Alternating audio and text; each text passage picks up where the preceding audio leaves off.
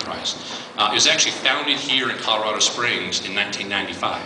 So Colorado Springs kind of can lay some claim to the fact that we kind of got this thing moving, and that's pretty cool. But again, because when you're talking about the 1995 time frame, it's still relatively new to the general public.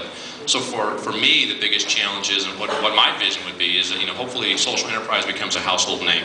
So whenever anybody out there in the community looks and on the store window or a commercial and it says we are a social enterprise, then you'll know, okay, if I go purchase a service from them, they're going to impact the community in a positive way. They're going to be giving back, and they're going to work with a disenfranchised population, somebody who's at risk, somebody who's disabled from an environmental perspective, etc., and really give back. So, in that regard, it's really getting the name out. And again, as I mentioned, just with all of you folks here tonight, I think it shows that we're starting to gain some momentum. And the more people know about this, the more people that either support it or start their own or just talk about it, I think, again, the community wins, and so this is something that it's fantastic for everybody.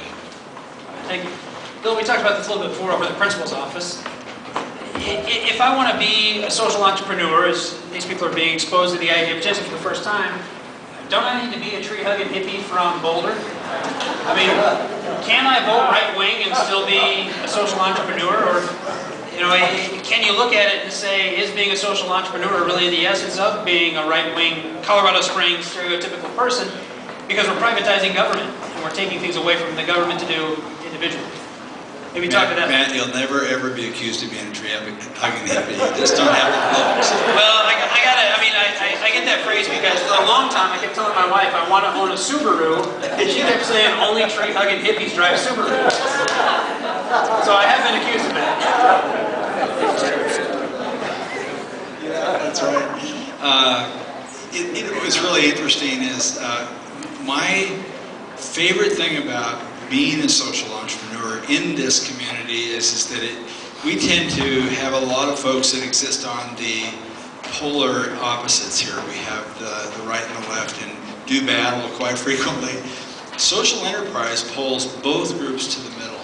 There is absolutely nothing to dislike about a social enterprise because we do exactly it.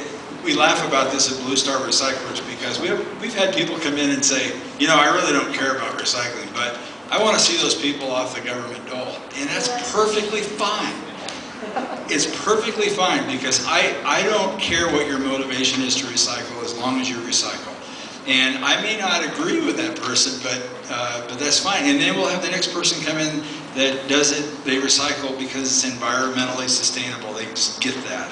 But the thing you're going to find with social enterprise is that I was sharing with Matt, it's like having in our case, it's a three-sided brochure. I just keep turning it until I find the reason you'll do business with us. So what